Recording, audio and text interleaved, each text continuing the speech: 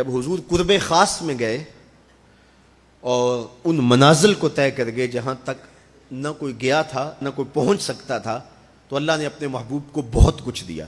70,000 اسرار تھے، 70,000 رموز تھیں، 70,000 حکایات تھیں۔ محبوب کی جھولی میں بہت کچھ ڈالا اور ڈال کر کے کہا بما اشرفک یا احمد، اے محبوب یہ تو میں نے خود دیا ہے، اب تو اپنی چاہت بھی بتا، تیری چاہت کیا ہے۔ یہ مہمان نوازی کے تقاضے ہوتے ہیں نا، کہ سب کچھ پیش کرنے کے بعد بھی میزبان کہتا ہے کوئی اور، آپ کی کوئی پسند، تو یہ میزبانی کے تقاضے ہوتے ہیں۔ تو سب کچھ دینے کے باوجود جھولی میں ہر چیز ڈال دینے کے بعد کہا بما اشرفک یا احمد، پیارے بتائیے آپ کو کیا دیا جائے۔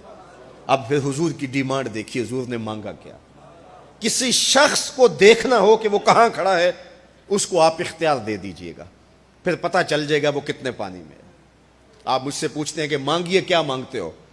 تو میں کہوں مجھے پانی دو تو آپ سمجھیں گے پیاسا ہے، میں کہوں کھانا دو آپ سمجھیں گے بھوکا ہے، میں کہوں گا میرے نام کے نعرے لگاؤ آپ کہیں گے شہرت کا متلاشی ہے، میں کہوں گا اٹھو اور میرے اوپر پیسے لوٹاؤ میں اتنی اچھی تقریر کر رہا ہوں، تو آپ کہیں گے یہ تو بیچارہ غربت کا مارا ہوا ہے، اس کے اندر کی ابھی بھوک گئی نہیں ہے۔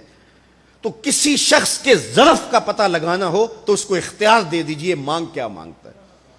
اور مانگنے والے جب کوئی کمال چیز مانگ لیں، وہ کیا کسی نے کہا نا میرے سوال کی عظمت تو دیکھ ہے ساقی، میرے سوال کی عظمت تو دیکھ ہے ساقی، جام نہ دے حسن طلب کی داد تو دے۔ تو کسی کے سوال سے اس کا ظرف کھلتا ہے کہ وہ کہاں کھڑا ہے۔ اب حضور کو اختیار دیا جاتا ہے محبوب مانگیے کیا مانگتے، مال و زر مانگا، دولت مانگی، یہ تو قدموں میں رلتے تھے حضور آنکھ اٹھا کے نہیں دیکھتے تھے، تو پھر مانگا کہا بنسبتی الیک بالعبودیہ، اے اللہ ساری زندگی میں کہتا رہا کہ تو میرا رب ہے۔ یہ میں نے غاروں میں بھی کہا، یہ میں نے پہاڑوں پہ بھی کہا، طائف کے بازاروں میں بھی کہا، مکے کی گلیوں میں بھی کہا، برستے پتھروں کے سائے میں بھی کہا، میرے سر انور پہ اوجری ڈالی جاتی رہی، میں نے سر نہیں اٹھایا اور کہا کہ تو میرا رب ہے۔ ساری زندگی میں نے کہا کہ تو میرا رب ہے، آج تو بھی تو کہہ دے کہ تو میرا بندہ ہے، مجھے عبد کہہ کے پکار دے۔ ملا جیون علیہ رحمہ فرماتے، امام راضی بھی لکھتے ہیں کہ یہ حضور کا پسند فرمودہ ہے۔ تو پھر اللہ نے جب بھی واقعہ معراج کی حکایت کی تو لفظ عبد سے جو ہے وہ بات کی، سبحان الذی اسری بعبدہ، اور وہاں بھی سورہ نجم کے اندر بھی فرمایا فاوحی الی عبدہ ما اوحی، تو یہ محبوب کی چاہت پر ہے۔ اور پھر عبدیت کا بندے کی طرف سے جو اظہار ہوگا اس کے لیے پھر 50 نمازوں کا تحفہ دے دیا کہ میرے بندے تو پکارتا رہے اور مجھے رب کہہ کے پکارتا رہا، میں تجھے لبیک یا عبدی کہہ کے پکارتا رہا۔ اور وہ 50 نمازیں پھر 5 نمازوں کی صورت کے اندر باقی رہیں۔ اللہ کی باتیں بدلتی نہیں ہیں، جو ایک نیکی کرے 10 کا ثواب ملتا ہے، پڑھو گے 5 ثواب 50 کا ہی ملے گا، اس لیے کہ اس کی باتیں تبدیل نہیں ہوتی۔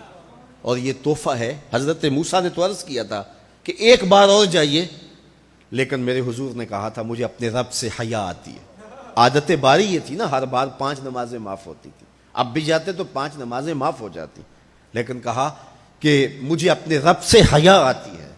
اب امت کو کیا حیا نہیں کرنی چاہیے کہ 5 نمازیں امت کے لیے رہ گئی، ثواب 50 کا ہی ملے گا، اور معراج کا خاص تحفہ لے کر آئے اور کہا کہ صلاۃ و معراج المومنین، یہ مومن کا معراج ہے، میں تو سر عرش پہنچا ہوں لیکن تمہارا معراج کیا ہے، تم سجدے میں سر جھکاؤ، دیکھنا تمہارا مالک تمہیں کتنا قرب دیتا ہے۔